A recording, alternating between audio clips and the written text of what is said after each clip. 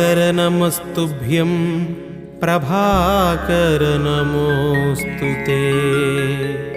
सप्ताश्वरथमारूढं प्रचण्डं कश्यपात्मजं श्वेतपद्मधरं देवं तं सूर्यं प्रणमाम्यहम्।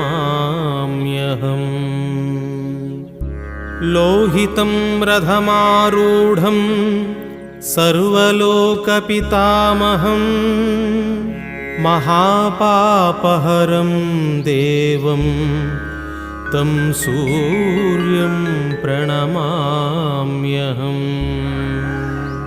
त्रैगुण्यं च महासूरं ब्रह्मविष्णुमहेश्वरं महापापहरं देवं